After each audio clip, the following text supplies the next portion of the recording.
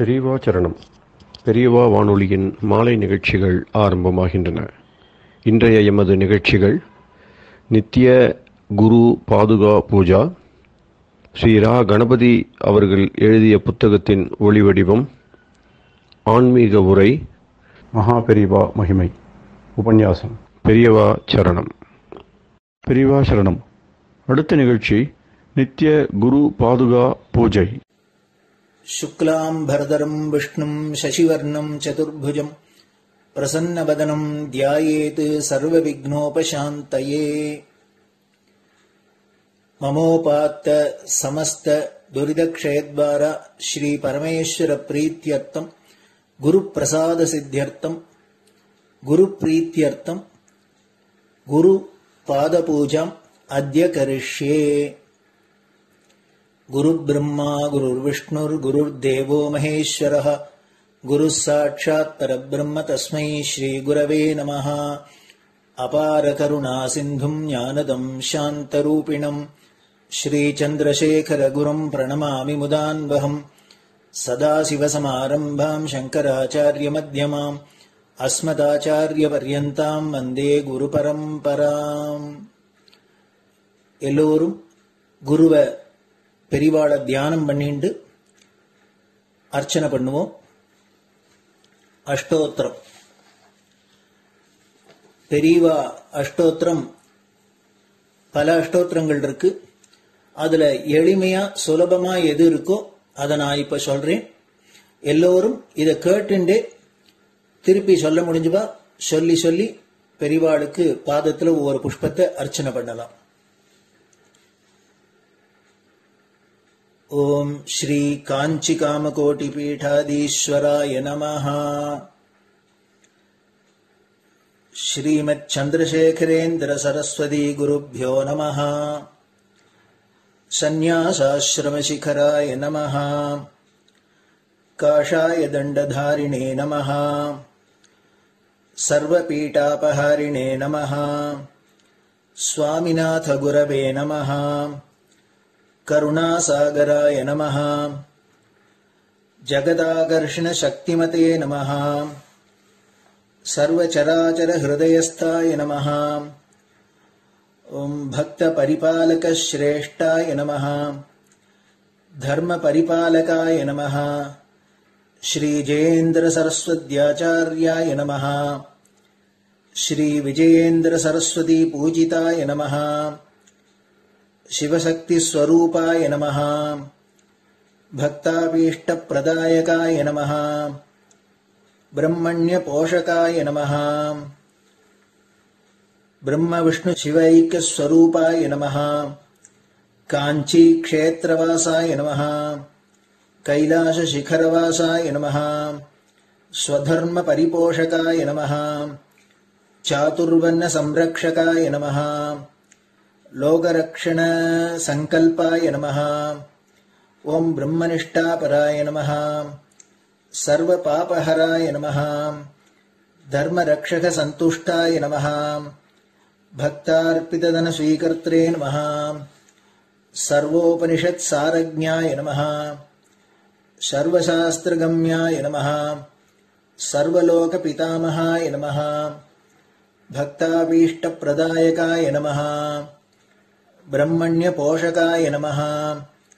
नानाविध पुष्पार्चितपदाय नमः। रुद्राक्ष क्रीडधारिणे नमः। भस्मोद्दोलित विग्रहाय नमः। सर्वज्ञाय नमः। सर्वचराचर व्यापकाय नमः। अनेक शिष्य परिपालकाय नमः। मनश्चाञ्चल्य निवर्तकाय नमः। अभयहस्ताय नमः। भयापहाय नमः। यज्ञपुरुषाय नमः। यज्ञानुष्ठान रुचिप्रदाय नमः। यज्ञसम्पन्नाय नमः। यज्ञसहायकाय नमः। यज्ञफलदाय नमः। यज्ञप्रियाय नमः। उपमानरहिताय नमः। स्फटिक तुलसी रुद्राक्ष हारधारिणे नमः। चातुर्वर्ण समदृष्टये नमः। ऋग्यजुस्साम अथर्वणादि चतुर्वेद संरक्षकाय नमः।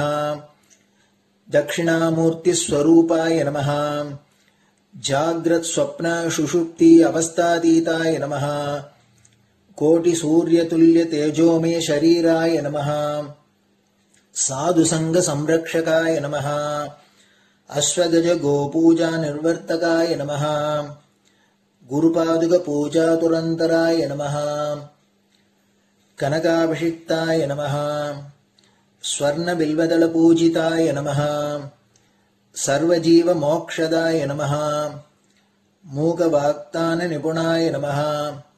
நேத்ர தீக்ஷாதானாய நமஹ. द्वादशलिंग स्थापकाय नमः. गान रसप्रियाय नमः. ब्रह्मज्ञानोपदेशकाय नमः. सकलकलासिद्धिताय नमः. चातुर्वण्यपूजिताय नमः. अनेकभाषा संभाषण कोविताय नमः. अष्टसिद्धिप्रदायकाय नमः. ओम श्री शारदामठ सुस्थिताय नमः. नित्यान्नदान सुप्रीताय नमः. प्रार्थना मात्र सुलभाय नमः. पादयात्रा प्रियाय नमः. नानाविध मतपंडिताय नमः. श्रुति स्मृति पुराणज्ञाय नमः. देव यक्ष किन्नर किंपुरुष पूज्याय नमः. श्रवणानंदकर कीर्तये नमः.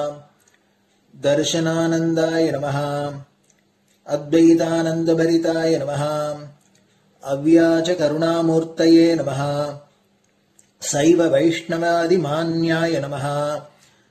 श्री शंकराचार्याय नमः. दंड कमंडलूहस्ताय नमः. वीणा मृदंग सकलवाद्य नाथस्वरूपाय नमः. रामकथा रसिकाय नमः. वेद वेदांग आगमादि सकलकला सतस्प्रवर्तकाय नमः. हृदय गुहाशयाय नमः. शतरुद्रीय वर्णितस्वरूपाय नमः.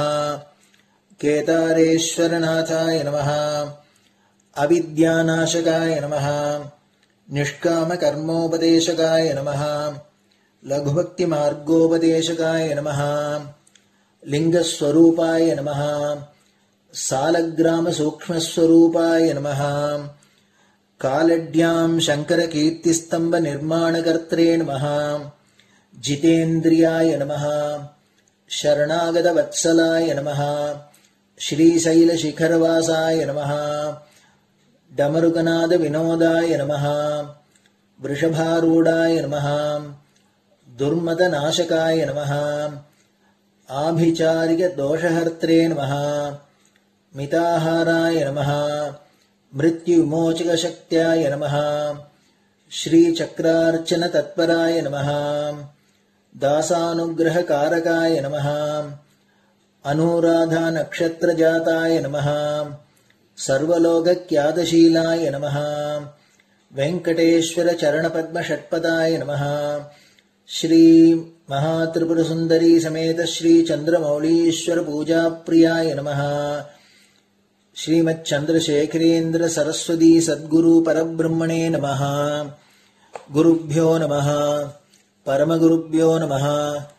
परमेष्टिगुरुभ्यो नमः. परात्परगुरुभ्यो नमः. गुरुपरम्पराभ्यां नमः. गुरुपादुकाभ्यां नमो नमः.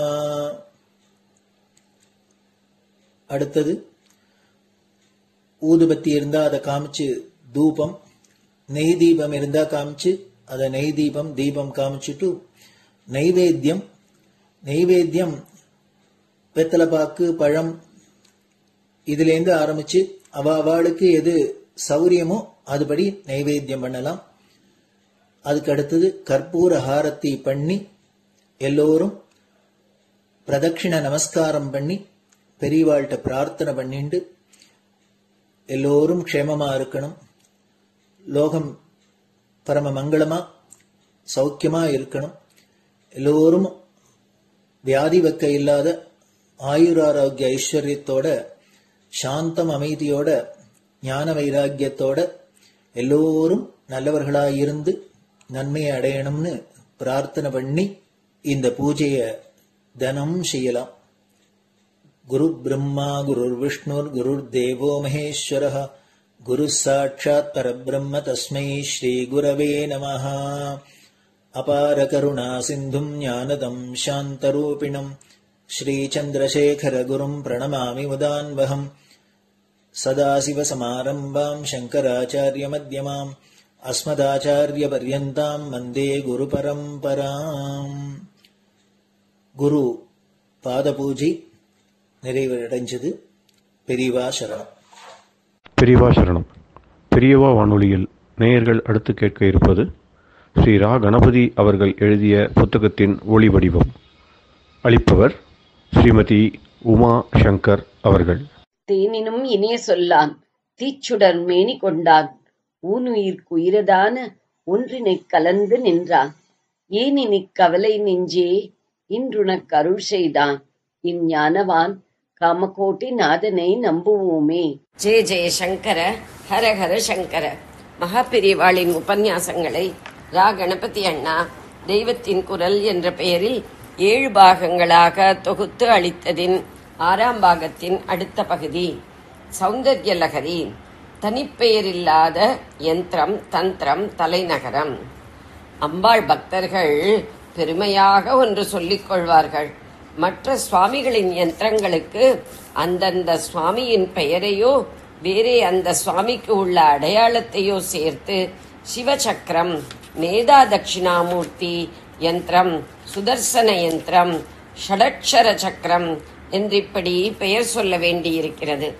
லலிதா திரிபுர சுந்தரியின் யந்திரத்திற்கு மட்டும் இப்படி ஒரு பெயரும் அடைமொழியும் கொடுக்காமல் பூஜிதமானது, மங்களமானது என்பதால் ஸ்ரீ மட்டும் போட்டு ஸ்ரீ சக்கரம் என்றே சொல்லி இருக்கிறது. சக்கரம் என்றாலே இதுதான், தனியாக பெயர் கொடுக்க வேண்டாம் என்கிற மாதிரி இருக்கிறது. அதே போலத்தான் அவளுடைய உபாசனா மார்க்கம்தான் மார்க்கம் என்று காட்டுகிற மாதிரி அதற்கும் ஸ்ரீ வித்யை என்றே பெயர் கொடுத்திருக்கிறது. இங்கேயும் ஸ்ரீ என்பது பூஜிதமான அடைமொழியை தவிர ஸ்ரீதேவி என்ற லக்ஷ்மியை குறிப்பிடுவதில்லை. உபாசனா மார்க்கங்களை வித்யை என்றும் தந்திரம் என்றும் சொல்வது. அப்படி சொல்லும்போது மற்ற சுவாமிகளின் உபாசனைக்கு அந்த சுவாமியின் பெயரையோ அல்லது அதன் பிரவர்த்தகரான ரிஷியின் பெயரையோ வைத்து பெயர் கொடுத்திருக்கும். ஆனால் திரிபுர சுந்தரி வித்யைக்கு மட்டும் தனிப்பெயர் வைக்காமல் ஸ்ரீவித்யா என்றே சொல்வதாக இருக்கிறது. அந்த ஸ்ரீவித்யா மந்திரத்திலேயே சில வித்தியாசங்களோடு பல தினுசான மந்திரங்கள் இருக்கிறது. இங்கே மட்டும் எப்படி ஸ்ரீவித்யா மந்திரம் என்று ஒரே பெயரை சொல்வது? வித்தியாசம் தெரியும்படியாக வேறே பேர் சொன்னால்தானே சரியாயிருக்கும். அதனால் அந்த மந்திரத்தின் முதலெழுத்தை வைத்தோ அதன் பிரவர்த்தகரான ரிஷியின் பெயரை வைத்தோ காதி வித்யா, ஹாதி வித்யா, லோபாமுத்ரா வித்யா, துர்வாச வித்யா என்று சொல்ல வேண்டியிருக்கிறது. ஆனால் எல்லாவற்றுக்கும் சேர்த்து பொதுவாக லலிதா தந்திரம் என்பதை ஸ்ரீவித்யா என்றே சொல்லி இருக்கிறது. யந்திரம், தந்திரம் மட்டுமின்றி அவள் இருக்கிற ராஜதானிக்கும் தனி பெயரில்லை. ஸ்ரீபுரம் அல்லது ஸ்ரீநகரம் என்றே அந்த இடத்திற்கு பெயர். புறம், நகரம் என்றால் வெறுமே ஊர் என்றுதான் அர்த்தம். அப்படி சொன்னாலே போதும், அது அத்தனை ஊர்களும் இருக்கும் ஜகத்துக்கு ஜனனியாக இருக்கப்பட்ட அவளுடைய தலைநகரம்தான் என்று தெரிவிப்பதாக இப்படி ஸ்ரீபுரம், ஸ்ரீநகரம் என்றே பேரிருக்கிறது. நித்யஸ்ரீயே, அதாவது என்றும் அழியாததான ஆத்மானந்த செல்வத்தை தருகிறவள் அம்பாள் என்பதால் அவளுக்கு சகஸ்ரநாமத்தில் முதல் பேரே ஸ்ரீமாதா என்று சொல்கிறோம். அதற்கேற்க ஸ்ரீவித்யை, ஸ்ரீசக்கரம், ஸ்ரீபுரம் என்றே அவளுடைய சம்பந்தமான விஷயங்கள் எல்லாம் இருக்கின்றன. ஸ்ரீசக்கரம் என்ற ஸ்ரீயந்திரத்தை பற்றி சௌந்தர்ய லகரியில் ஸ்லோகம் வருவதை சொல்லிக் கொண்டிருந்தேன். 6 ஆவரணங்களாக உள்ள 9 முக்கோணங்கள் ஒன்றை ஒன்று கட் பண்ணிக்கொண்டு 44 முக்கோணம் ஏற்படுவதாக சொன்னேன் அல்லவா? இந்த 9 4 சிவசக்கரங்கள் என்றும் 5 சக்தி சக்கரங்கள் என்றும் சொல்லப்படும். பிந்துவை சுற்றி இருக்கும் நடுமுக்கோணம் சக்தி சக்கரங்களில் சேர்ந்ததுதான். அகங்களில் பூஜிக்கும் போது அது பூஜிப்பவருக்கு அபிமுகமாக இருக்க வேண்டும். சிவசக்திகளின் ஐக்கியமான அத்வைத்தத்தை காட்டுவதாக ஸ்ரீசக்கரத்தில் 2 பேருடைய சக்கரங்களையும் குறுக்கும் நெடுக்குமாக பின்னி வைத்திருக்கிறது. அதனால் ஏற்படும் கோணங்கள், அவற்றுக்கு வெளிச்சுற்றுகளில் உள்ள பத்மதளங்கள், வட்டக்கோடுகள், சதுரக்கோடுகள் ஆகியவற்றுக்கெல்லாம் இந்த 11வது ஸ்லோகம் கணக்கு கொடுக்கிறது. இதெல்லாம் ஏதோ நாவல் படிக்கிற மாதிரியோ அல்லது அகாடமிக் இன்ட்ரெஸ்டுக்காகவோ தெரிந்து கொள்கிற விஷயம் இல்லை. குருமுகமாக உபதேசம் பெற்று குப்தமாக பகிரங்கப்படுத்தாமல் ரட்சிக்கப்பட வேண்டிய விஷயம் அடியோடு சொல்லாமல் விட வேண்டாம் என்று கொஞ்சம் சொன்னேன். அதனால் லைட்டாக நினைத்து விடக்கூடாது. உவமிக்க ஒண்ணாத உருவழகு, காண்பதற்கொண்ணாத காட்சி. யந்திர ரூபத்தை சொன்னவுடனே இது சௌந்தர்யலகரின்னா அம்பாளுடைய பரம சுந்தரமான அவயவ ரூபத்தை சொல்லிடணும் என்று வேகம் வந்தாற் போல த்வதீயம் சௌந்தர்யம் என்றே அடுத்த ஸ்லோகத்தை ஸ்லோகம் 12 ஆரம்பித்திருக்கிறார். த்வதீயம் சௌந்தர்யம் என்றால் உன்னுடையதான லாவண்யம் என்று அர்த்தம்.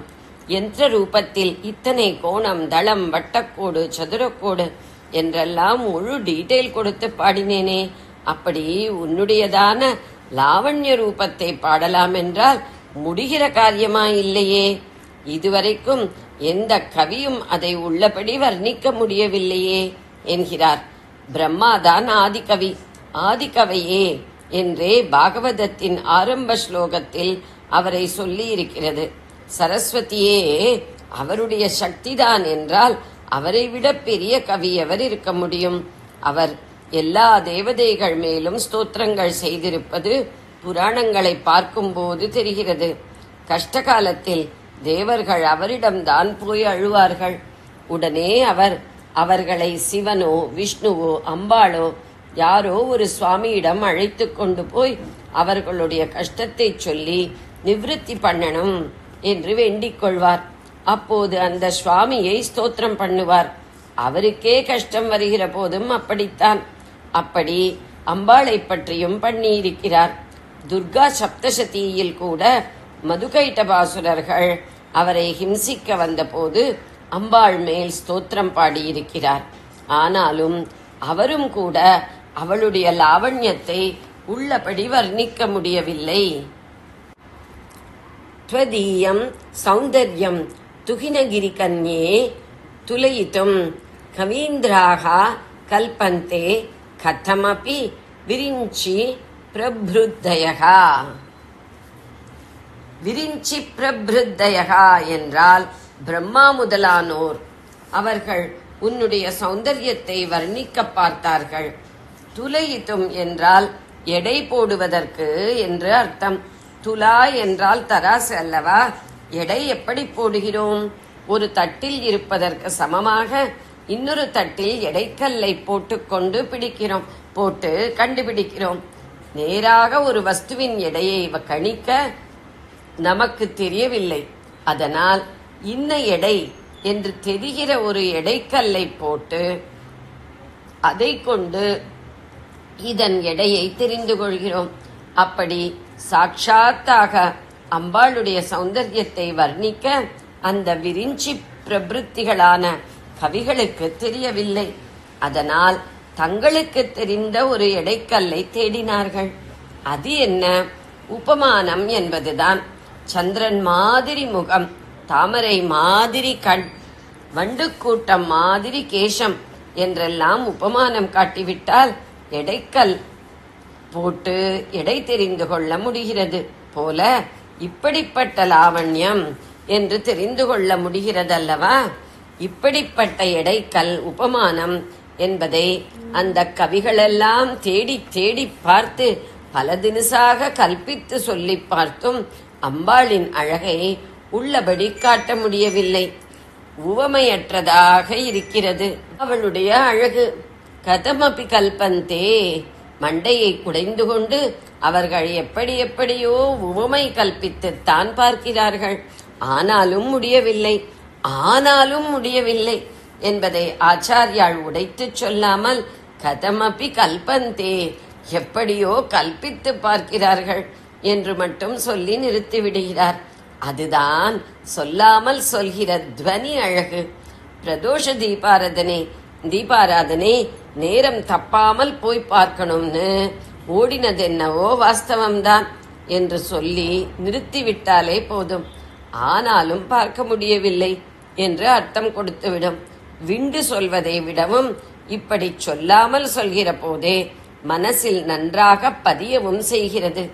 யந்திர ரூபத்தை சொன்னோமே, சௌந்தர்ய ரூபத்தை சொல்லலாம் என்று பார்த்தால் அது வர்ணனாதீதமாக இருக்கிறது.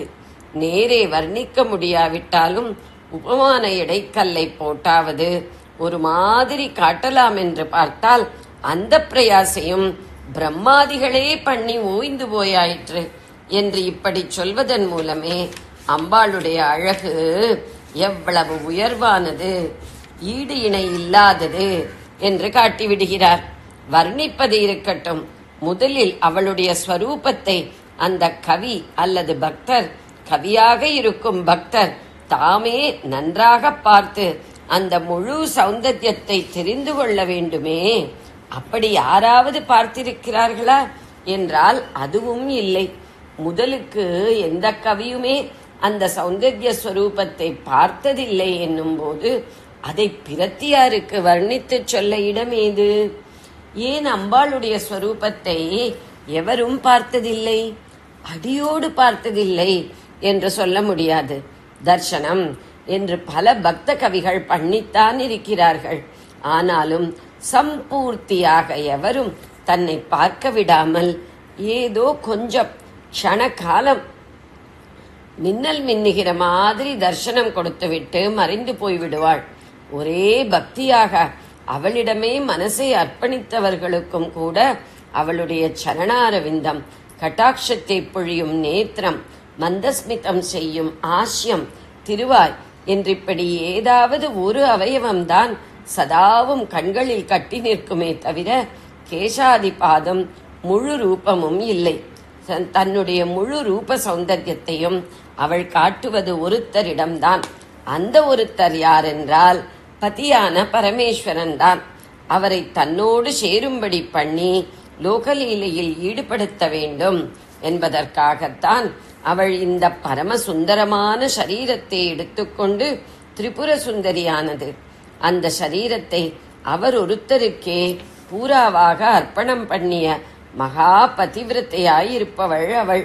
மற்றவர்களுக்கு ஏதோ கொஞ்சம் தரிசனம் கொடுப்பாளே தவிர பூராவாக தன் சௌந்தர்யத்தை காட்ட மாட்டாள். கருணையை பக்தர்களுக்கு பூர்ணமாக காட்டுவாள். ஆனால் சௌந்தர்யம் பூரா என்னும் போது அது சுவாமிக்குத்தான் சொத்து என்று வைத்திருக்கிறாள். இப்படி சொன்னால் இங்கே பின் செக்ஷனில் ஆச்சாரியாள் பார்த்து வர்ணிக்கிற சௌந்தர்ய லகரி கூட அவளுடைய சௌந்தர்யத்தை சம்பூர்த்தியாக சொல்லவில்லை என்றுதான் ஆகுமோ என்னவோ. அப்படியும் இருக்கலாம். ஒரு தாயார் தன்னுடைய குழந்தைக்கு அன்பை சம்பூர்த்தியாக காட்டுகிற மாதிரி அழகை காட்டுவாள் என்றில்லை. அவள் அலங்காரம் பண்ணிக்கொள்வது பதியை சந்தோஷப்படுத்தத்தானே ஒழிய குழந்தையை அல்ல. அலங்காரம் என்பது அழகு படுத்திக் கொள்வது. படுத்திக் கொள்ள அவசியமில்லாமல் சுவாபாவிகமாகவே அழகாக உருவெடுத்தவள் அம்பாள். ஆனபடியால் அதன் முழு நிலையை அவள் பதிக்கு மாத்திரமே காட்டுவது. இப்படி இருக்கும்போது மற்றவர்கள் எப்படி அவளை உள்ளபடி வர்ணித்து பாட முடியும்? முதலுக்கு அவர்களுக்கே அவளுடைய பரிபூர்ண ரூப சம்பத்து தெரியாது. தெரிந்த மட்டில் பாடலாம் என்றால் அதற்கும் கூட நேராக வர்ணிக்க வார்த்தை கிடைக்காமல் அப்பேற்பட்ட அழகாய் இருக்கிறது. நேராக வர்ணிக்க முடியாவிட்டாலும் உபமானமாவது காட்டலாமா என்று பார்த்தால் அதற்கு உவமை காட்டும்படியாகவும் லோகத்தில் எதுவுமே இல்லை. பரமேஸ்வரன் ஒருத்தனுக்குத்தான் அம்பாள் தன்னுடைய பூர்ண சௌந்தர்யத்தை காட்டுவாள் என்பதை ரொம்பவும் கவிநயத்தோடு சூச்சனையாகவே சொல்லியிருக்கிறார். எப்படி சொல்லியிருக்கிறார் என்றால், யதா லோகௌத்சுகயா தமரலலனா யாந்தி மனசா தபோபிர் துஷ்பிராபாமபி கிரிஷ சாயுஜ்ய பதவீம். அமரலலனா என்று வருவதற்கு தேவஸ்திரீகள் என்று அர்த்தம். ரம்பை, ஊர்வசி, மேனகை, திலோத்தமை முதலான தேவஸ்திரீகளைத்தான் நாம் மகா அழகிகளாகச் சொல்கிறோம். அவர்களும் அம்பாளின் அழகை அவள் காட்டுகிற சிறிய அளவில் பார்த்தே அவள் முன்னாடி நம்முடைய அழகு எம்மாத்திரம் என்று நினைக்கிறார்கள். நாம் பார்ப்பதும் கொஞ்சம்தானே, அவளுடைய அழகின் பூர்ண ரூபம் எப்படி இருக்கும் என்று பார்க்க வேண்டுமென்று ஆசைப்படுகிறார்கள். ஒரு சங்கீத வித்வான் தன்னை விட நன்றாக இன்னொருத்தன் பாடினால் அதிலே என்ன விசேஷம் இருக்கிறது, அதை தானும் தெரிந்து கொள்ள வேண்டும் என்று நினைப்பான். ஒவ்வொரு துறையிலுமே இப்படி. அந்த ரீதியில் சௌந்தர்யவதிகளான தேவஸ்திரீகள் திரிபுர சுந்தரியின் பூர்ண சௌந்தர்யத்தை தெரிந்து கொள்ள வேண்டும் என்று ஆசைப்படுகிறார்கள். அம்பாளுடைய முழு வடிவத்தை பார்க்க விரும்புகிறார்கள். யத் ஆலோக ஔத்சுக்யாத் என்றால் எந்த சௌந்தர்யத்தை காணும் ஆவலினால் என்று அர்த்தம். த்வதீயம் சௌந்தர்யம் என்று ஸ்லோக ஆரம்பத்தில் சொன்னதையே யத் எந்த சௌந்தர்யமோ அது என்று குறிப்பிட்டிருக்கிறார். அம்பாளுடைய சௌந்தர்யத்தை பூராவும் பார்க்க வேண்டும் என்று ஆவல் கொண்ட தேவஸ்திரீகள் என்ன செய்கிறார்கள்? நாம் ஆசைப்பட்டு என்ன பிரயோஜனம்? தன்னுடைய சரீரம் ஈஸ்வரனுக்கே உடைமை என்று அவள் அர்ப்பணம் பண்ணி இருப்பதால் அவன் ஒருத்தன்தான் அந்த ரூபசம்பத்தை பூராவாக பார்க்க முடியும். ஆனபடியால் நாம் என்ன பண்ண வேண்டும் என்றால் அந்த ஈஸ்வரனோடு ஐக்கியமாகிவிட வேண்டும். சிவ சாயுஜ்யம் என்பதை பெற்றுவிட வேண்டும். அப்போது நாமும் அம்பாளின் லாவண்யத்தை உள்ளபடி பூர்த்தியாக பார்த்துவிட முடியும் என்று நினைக்கிறார்கள். சிவனிடம் பக்தியாலேயே பக்தர்களும் சிவமாக ஆக வேண்டும் என்ற ஞான தாகத்தாலேயே ஞானிகளும் சிவ சாயுஜ்யம் வேண்டியிருக்கிறார்கள். அதற்காக படாத பாடுபட்டிருக்கிறார்கள். அங்கே சிவசாயுஜ்யம் எண்ட் இன் இட் செல்ஃப், அதுவே முடிவான குறிக்கோள். அப்பேற்பட்ட அந்த உசந்த ஸ்திதியை இந்த தேவஸ்திரீகள் விரும்புவதோ அதுவே எண்டு லட்சியம் என்பதாக இல்லை. அதை உபாயமாக மீன்ஸாக வைத்துக்கொண்டு அதன் மூலம் அம்பாள் அழகை பார்க்க வேண்டும் என்பதே இவர்களுடைய லட்சியம். மகா பெரிய சிவசாயுஜ்யத்தையும் சாதனமாக்கிக் கொண்டு சாத்தியமாக நிற்கிறது அம்பாளின் சௌந்தர்ய தர்சனம்.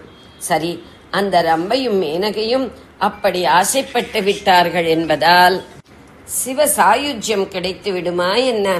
லேசில் கிடைக்கக்கூடியதா அது? தபோபிகி துஷ்பிராபாமபி என்றே அதை சொல்கிறார்.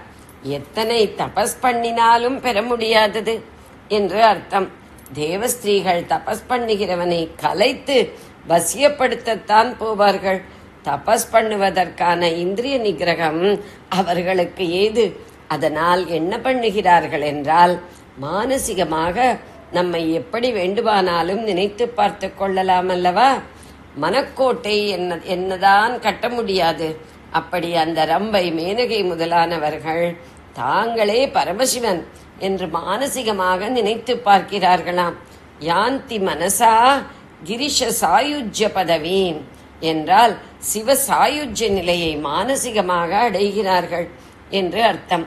வாஸ்தவத்தில் அது மனசால் அடைய முடியாத நிலை. என் மனசா ந மனுதே, எதை மனத்தால் எண்ணி பார்க்க முடியாததோ அது கேனோபனிஷத். ஆகையால் அவர்கள் மானசிகமாக சிவசாயுஜ்யம் அடைகிறார்கள் என்றால் வாஸ்தவத்தில் அடையாமலே நிற்கிறார்கள். அதாவது அம்பாளுடைய சௌந்தர்யத்தை அவர்களும் சம்பூர்த்தியாக அறிய முடியவில்லை என்றே அர்த்தம். பிரம்மா முதலான கவிவாணர்கள் தங்களுக்கு அம்பாளின் சௌந்தர்யம் தெரிந்த அளவில் அதற்கு உவமை தேடி என்னென்னமோ கல்பனை பண்ணி பார்க்கிறார்கள் என்று முதல் பாதியில் சொன்னதற்கு ஆனாலும் சரியான உவமை கண்டுபிடிக்க முடியவில்லை என்பதுதானே உட்பொருள். அப்படியே இந்த பின்பாதியில் தபஸ் பண்ணியும் பெற முடியாத சிவசாயுஜ்யத்தை ரம்பையும் மேனகையும் மனசால் கல்பித்து பார்க்கிறார்கள் என்பதற்கும் ஆனாலும் முடியவில்லை என்றுதான் அர்த்தம். கருணை உள்ளம் கொண்ட ஆச்சாரியாளுக்கு விரிஞ்சி பிரபிருத்திகளும் அமரலலனாக்களும் தோற்று போனார்கள் என்று வாய்விட்டு சொல்ல மனஸ் வரவில்லை போலிருக்கிறது. அம்பாளுடைய சௌந்தர்ய சிறப்பை ஒரே தூக்காக தூக்கி இப்படி சௌந்தர்ய லகரியின் ஆனந்த லகரி பாகத்தில் ஸ்லோகம். ஜெய ஜெய சங்கர, ஹர ஹர சங்கர. பெரியவா சரணம். இந்நிகழ்ச்சியின் அடுத்த பகுதி நாளை மாலை இதே நேரத்தில் ஒளிபரப்பாகும். பெரியவா சரணம். பெரியவா சரணம். பெரியவா வானொலியில் நேயர்கள் அடுத்து கேட்க இருப்பது திரு கவிக்கண்ணன் அவர்களின் ஆன்மீக உரை. பெரியவா சரணம். ராம் ராம். ஸ்ரீ குருப்யோ நமஹ. ஜெய ஜெய சங்கர, ஹர ஹர சங்கர. பெரியவா வானொலி நேயர்கள் அனைவருக்கும், மகா பெரியவாவுடைய பக்தர்கள் அனைவருக்கும் அடியேன் கவிக்கண்ணனின் அன்பு கலந்த நல்வாழ்த்துக்கள். ராம் ராம். ஜெய ஜெய சங்கர, ஹர ஹர சங்கர. குருவருளும் திருவருளும் போன பகுதியில் பரமேஸ்வரனே குருவாக பார்வதிக்கு ராமநாம உபதேசம் பண்ணார். அதுக்கப்புறம் தட்சிணாமூர்த்தியாக வந்து ஆலமரத்தடியில் அமர்ந்து சனக சனந்தன சனாதன சனத்குமார்களுக்கு சின்முத்திரை காமிச்சு அபய முத்திரை காமிச்சு மௌனமாகவே உபதேசம் பண்ணார் அப்படிங்கிற பார்த்தோம். மௌனம் வியாக்கியானம் அப்படின்னு சொல்கிறார். அவர் மௌனமாகவே முதிரை காமிச்சார், சின்முதிரை காமிச்சார். கட்டவர்களையும் ஆள்காட்டி வரலையும் சேர்த்து மீது 3 விரல்கள் தனியாக பிரிந்து இருக்கக்கூடிய ஒரு சின்முதிரை என்று காமித்தார். இவளுக்கு புரிஞ்சு போயிடுது. எப்படின்னா, பரமாத்மா ஜீவாத்மா ஐக்கியமாய் ரெண்டும் ஒன்று அப்படிங்கிறத புரிஞ்சுட்ட உடனே நமக்கு கர்மமலம் அப்படின்னு சொல்லக்கூடிய மாயாமலம், இது மாதிரி சொல்கிறா இல்லையா, 3 மலங்கள் சொல்கிறா இல்லையா. இந்த ஆணவ மலம், கர்மமலம், மாயாமலம் சொல்லக்கூடிய இந்த 3 மலங்கள், தாபத்திரயங்கள், இது எல்லாம் விலகி போயிடுது. இது எல்லாத்தையும் விலகிட்டு மூவாசை, மண்ணாசை, பெண்ணாசை, பொன்னாசை, இந்த 3 ஆசைகளையும் விலக்கி விட்டு இது 3 இருக்கக்கூடிய உலகத்தில் பல விஷயங்கள் இருக்குது, சங்கடங்கள் இருக்குது. இந்த பற்றையெல்லாம் விட்டு நேற்று இன்று நாளை என்பதற்கான எதை பற்றி சிந்தனை இல்லாத அந்த கடவுளையே நினைத்து கொண்டு அவர் முன்னாடி சரண்டர் ஆகிட்டோன்னு சொல்லிட்டோம்னா, இந்த பரமாத்மாவை நோக்கி இந்த ஜீவாத்மா அப்படி நம்ம வந்து விசிஷ்டாத்வைத தத்துவத்தில் எடுத்துட்டாலுமே இப்படி ஜீவாத்மா வந்து பரமாத்மாவோட ஐக்கியம் ஆயிடுத்துன்னு ஒன்று சேர்ந்துடுத்துன்னு சொன்னால், அதுக்கப்புறம் ஆனந்தம் பரமானந்தம், ஆனந்தம் பிரம்மே திவ்யஜானாத், ஆனந்தம்தான் பிரம்மம் அப்படின்னு தெரிஞ்சுக்கணும் அப்படின்னு சொல்லி இந்த சின்முத்திரை காமிக்கிறதுங்கிறத இவ புரிஞ்சுண்டா.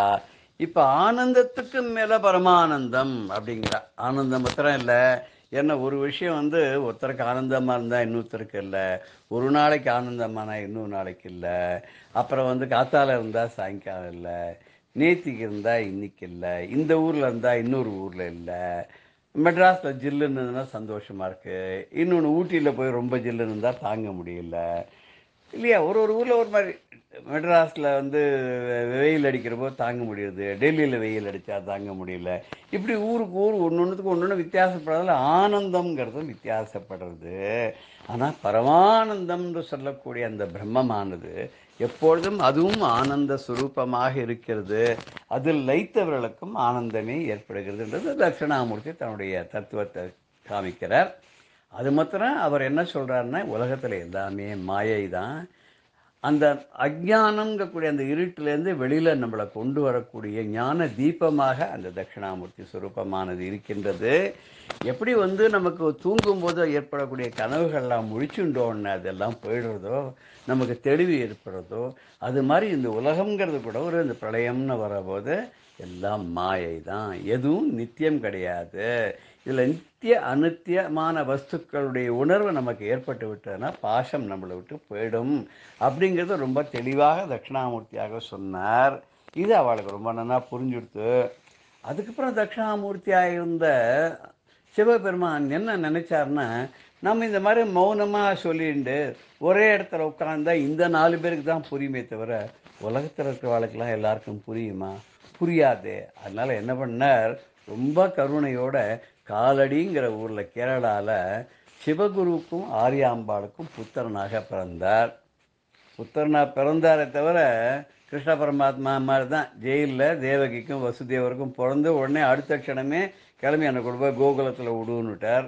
கோகுலத்துக்கு போனால் அங்கே 8 வயசு வரைக்கும் இருந்தார். அங்கேருந்து கம்சனை கொலை பண்ணணும்னு சொல்லி மதுராவுக்கு வந்தார்.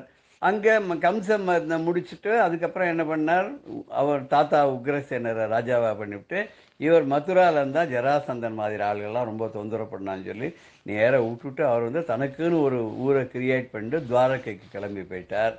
அப்புறம் அங்கேருந்து தான் வந்துட்டு போயிட்டு எல்லாம் பண்ணிட்டு இருந்தார் அப்படின்னு நம்ம சொல்கிறோம். ஜெகத்குருவாக அந்த கிருஷ்ணன் வந்தே ஜெகத்குருன்னு சொல்கிறவன் அந்த ஜெகத்குருவா அந்த கிருஷ்ணன் அப்படி தான் பண்ணிட்டு இருந்தான். அதே மாதிரியே சங்கரர் என்ன பண்ணார்னா சின்ன வயசுலேயே அப்பா போயிட்டார். 8 வயசு இருக்கும். அவருக்கு இந்த உலகப்பற்றில் மாட்டின்ட்டு இந்த சுழலில் திண்டாடுறதுக்காக அவர் வரலையே, அவர் வந்த காரியமே வேறு. அதனால என்ன பண்ணார், சில லீலைகள்லாம் அவர் பண்ணார் அப்படின்னு சொல்லுவாள். அம்மாக்காக வந்து பூர்ணாநிதியை வீட்டு வாசல் வழியாக வரவழைச்சார் அப்படின்னு சொல்லுவாள்.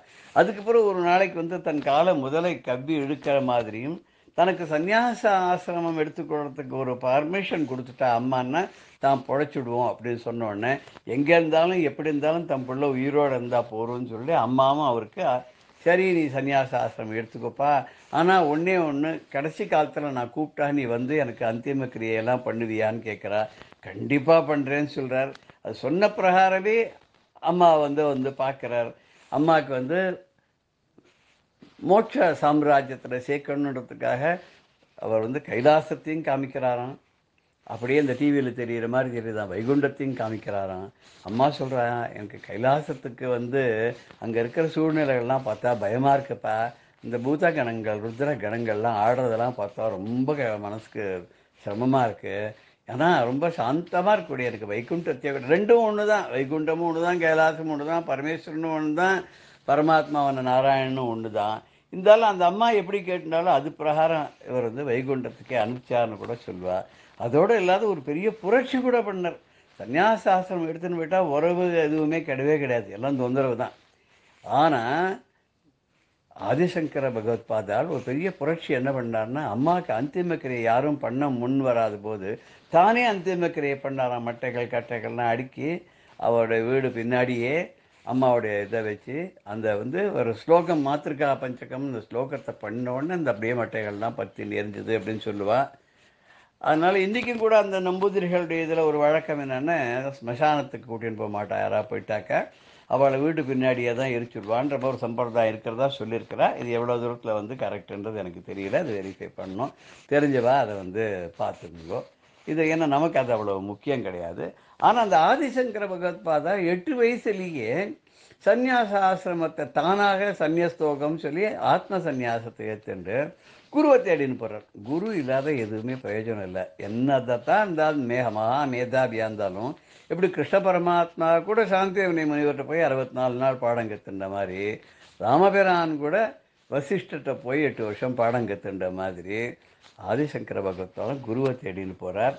நார்த்துக்கு போனால் அங்கே நர்மதா நதிக்கரையில் கோவிந்த பகவத்பாதர் அப்படிங்கிற பெரிய மகானை அடைஞ்சி அவருக்கு வந்தனம் பண்ணி அவருக்கு சிசுவேஷ பண்ணி அவர்கிட்டேருந்து சங்கர பகவத்பாதர் அப்படின்ற பேரை அடைஞ்சி அவருடைய சிஷ்யராக இருந்து அதுக்கப்புறம் நிறைய திக்விஜயம்லாம் பண்ணி வியாசரெல்லாம் பார்த்து அதுக்கப்புறம் குமரில் பெற்றரெல்லாம் பார்த்து அதுக்கப்புறம் வந்து மற்ற மதஸ்தர் 72 துர்மதங்கள்லாம் இருந்தது. அத்தனை மதங்களையும் ஜெயிச்சு என்னென்னலாம் பண்ண முடியுமோ அந்த வயசுக்குள்ள அவர் எல்லாரையும் ஜெயிச்சு கடைசியில் மண்டல மிஸ்வரையும் ஜெயிச்சு சரசவாணியையும் ஜெயிச்சு அவளையும் தன்னுடைய சிஷாலா பண்ணிட்டு 4 பேரை சுரேஸ்வராச்சாரியார், தோட்டகாச்சாரியார், பத்மபாதர், இன்னொருத்தர், மொத்தம் அந்த 4 பேரையும் தனக்கு சிஷ்யனாக ஏற்றுக்கொண்டு அவளுக்கு எல்லாம் சொல்லி வச்சு அவளை வந்து அத்வைத பிரச்சாரத்துக்காக ஸ்தாபனத்துக்காக அவள் இது பண்ணிட்டு தானே காஞ்சிபுரத்தில் ஒரு திருநெல்வேலியிலேருந்து வந்த ஒரு சின்ன பாலகனை அவனை சோதனை பண்ணி கடைசியில் அவனையே அந்த காஞ்சி மட்டத்துக்கு சர்வஜ்ய பீட்டம் தான் அமர்ந்து அந்த மடத்துக்கு தனக்கு பிறகு தன் வாரிசாக அவனை நியமித்து அவர் அங்கேருந்தே சர்வஜ்ய பீட்டத்திலேருந்து கைலாசத்துக்கு போயிட்டார் அப்படின்னு ஒரு கதை உண்டு. இல்லை அவர் நார்த்துக்கு போய் கேதார் பத்ரி போய் அங்கேருந்து அப்படியே போனார். கடைசியாக இருந்தது காஞ்சிபுரம். ஏன்னா அந்த காலத்தில் காஞ்சிபுரம் ரொம்ப பெரிய க்ஷேத்திரமாக இருந்திருக்கு. நகரேஷு காஞ்சின்னு சொல்லுவா. பெரிய யூனிவர்சிட்டிலாம் இருந்திருக்கு. காமாட்சி அங்கே பிரசித்தமானவர். 108 சிவன் கோவில் இருக்கு. ஆனால் ஒரே ஒரு காமாட்சி கோவில் தான் இருக்கும். எந்த சிவன் கோவில்லையும் அம்பாள் தனி சன்னதி கிடையாதுன்னு கூட சொல்லுவாங்க. அப்பேற்பட்ட ஒரு புண்ணியக்ஷேத்திரம். தசரத மகா சக்கரவர்த்தியே அந்த ஊருக்கு வந்திருந்து அந்த காமாட்சி அம்மனை உபாசனை பண்ணி பூஜை பண்ணி ஹோமங்கள்லாம் பண்ணி அப்புறம் அவளுடைய அருளால் தான் அவர் அதுக்கப்புறம் புத்திரகாமேட்டி யாகங்கள்லாம் பண்ணி ராமலக்ஷ்மண பரத சத்ருகனாலாம் பிறந்தான்னு கதையெல்லாம் சொல்கிறார். அதே சங்கரர் ஊர் ஊராக போய் எல்லா கோவில்களை பற்றியும் பாடி எல்லா சுவாமியை பற்றியும் பாடி ஃபிலாசபியை பற்றியும் ஓஹோன்னு சொல்லி பிரஸ்தானத்திரைய பாஷ்யங்கள்லாம் பண்ணி இத்தனை செஞ்சு சாதித்தவர். 32 வயசு. 8 வயசுலேருந்து சன்னியாச ஆசிரமம் எடுத்துக்கணுன்னா 16 வயசாச்சு. 16ஆவது வயசில் வியாசர் டபுள் பண்ணி கொடுத்தார் 32 வயசாக. 32 வயசே தான் இருந்தார். அந்த 32 வயசுக்குள்ளே அடே அப்பா அவர் பண்ணியிருக்கிற சாதனைகள் யாராலும் நினச்சி கூட பார்க்க முடியாது. அப்படி ஒரு சாதனைகள் பண்ணி அத்வைத்த ஸ்தாபனம் பண்ணி அதுக்கு எப்படிலாம் அதுக்கு ஸ்ட்ரெங்தன் பண்ண முடியும் அதுக்கு வேண்டிய கிரந்தங்கள்லாம் பண்ணி பாஷ்யங்கள்லாம் பண்ணி சிஷ்யாளெல்லாம் தயார் பண்ணி அது மாத்திரம் இல்லாத பக்தியிலேருந்து ஞானம் வரணும் அப்படின்றதுக்காக பக்தி பரப்புவதற்காகவும் எல்லா கோவில்களுக்கும் சென்று சிவன் பேரில் விஷ்ணு பேரில் முருகன் பேரில் எல்லாம் அவர் போகாத கோவிலே இல்லை. எந்த ஒரு கோவிலையாவது அந்த கோவிலை பற்றி அவர் பாடலை அப்படின்னு சொன்னாக்க அவர் காலத்தில் அந்த கோவில் இல்லைன்னு தான் நம்ம எடுத்துக்கணும். எப்படி முத்துசாமி தீட்சிதர் எல்லா கோவிலுக்கும் போய் ஒரு கோவில்லையும் பாடியிருக்காரோ அதே மாதிரி எல்லா கோவிலில் இருக்கிற சுவாமி மேலேயும் ஆதிசங்கர பகவத்பாதா ஸ்லோகங்கள்லாம் எழுதியிருக்கார். அப்படிப்பட்ட ஆதிசங்கராகவும் இருந்த பரமேஸ்வரன் தான் நிறையெல்லாம் சொல்லிட்டு போயிட்டார். அதுக்கெல்லாம் வியாக்கியானம் தமிழில் எல்லாம் தெரியணும் இல்லையா, நம்ம மக்களுக்கெல்லாம் புரியணும் இல்லையா. அதுக்காகவே நம்ம பரமாச்சாரியாளாக அவதாரம் பண்ணி அவர் சொன்ன எல்லாத்தையும் சாராம்சமாக எல்லாருக்கும் உபதேசம் செய்ய அதை திரு ரா கணபதி போன்றவர்களெல்லாம், திரு பரணிதரன் போன்றவர்களெல்லாம், திரு கணேச சர்மா போன்றவர்களெல்லாம், திரு சுவாமிநாதன் போன்றவர்களெல்லாம், இந்திரா சவுந்தரராஜன் போன்றவர்களெல்லாம் அதையெல்லாம் தொகுத்து தானும் அனுபவித்து நம்மளோடும் பகிர்ந்து கொண்டு அவள் புஸ்தகமாகவும் நமக்கு கொடுத்து அவளோட பிரவச்சனங்களாகவும் கொடுத்து மகாபெரிவாளுடைய அருள் உரைகள்லாம் நமக்கு எல்லாருக்கும் பட்டி தொட்டியெல்லாம் போய் சேர்ற மாதிரி இன்றைக்கி நீங்கள் பார்த்தேன்னா ஒரு குரூப்லேயும் மகாபெரிவாளை பற்றி அவள் சொன்னதெல்லாம் வருது.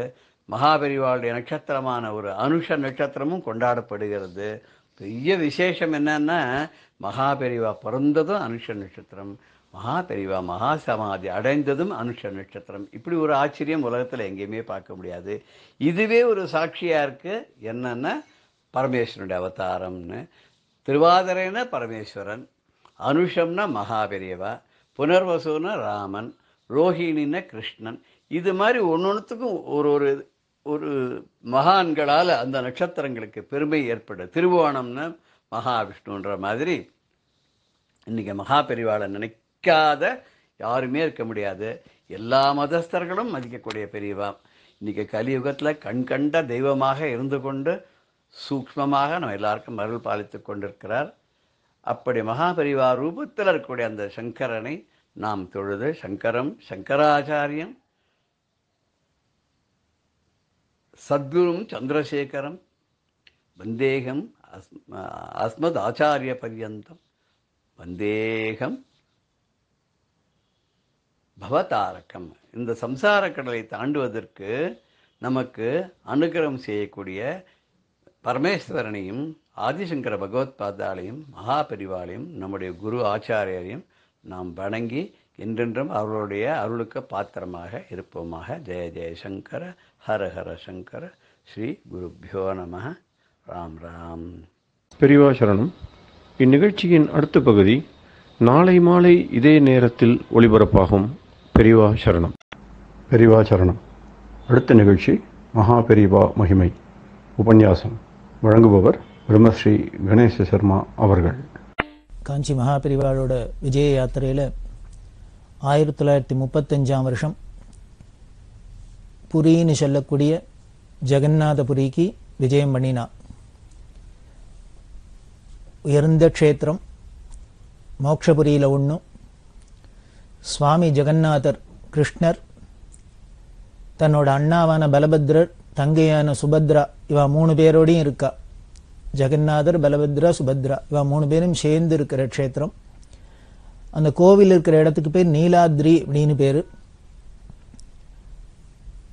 ஜெகநாதர் தேர் ரொம்ப விசேஷம், ஜெகத் பிரசித்தம்.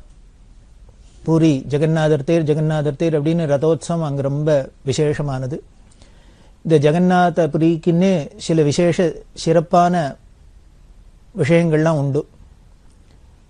அதில் ஜெகநாதர் பிரசாதம் அங்கே என்ன பண்ணுவா, பானையில் சாதம் வெடிச்சு வெடிச்சு வெடிச்சு வெடிச்சு சுவாமிக்கு நைவேத்தியம். எல்லாரும் பிரார்த்தனை. நம்ம ஊரில் அதோ மாவிளக்கு போடுறாப்புல இது மாதிரிலாம் அங்கே ஜெகநாதருக்கு இந்த சட்டி, அந்த சட்டி பானையில் சாதம் வடித்து நைவேத்தியம் பண்ணுவா. அங்கேயே கோவில் அந்த மடப்பள்ளியில் வரிசையாக வச்சுருக்கும். அவாவா எத்தனை பேர் பிரார்த்தனை பண்ணுறாலோ அது பார்த்தாலே ஒரு வினோதமாக ஆச்சரியமாக இருக்கும். அடியில் அடுப்பை மூட்டிட்டு பானை மேலே பானை மேலே பானை மேலே வரிசையாக வச்சுருப்பா. வச்சு அடியில் இருக்கிற அந்த உஷ்ணத்தினாலே எல்லா சாதமும் பக்குவமாகும். அப்படி சட்டி சட்டியாக நைவேத்தியம் பண்ணி எல்லாருக்கும் பிரசாதம். அந்த ஜெகநாதர் பிரசாதம் ரொம்ப விசேஷம். ஜஸ்டிஸ் ரங்கநாத் மிஸ்ரா அப்படிங்கிற ஜட்ஜு இருந்தார். பெரியவாள்கிட்ட ரொம்ப பக்தி, அடிக்கடி வந்து பெரியவா தரிசனத்துக்கு வருவார்.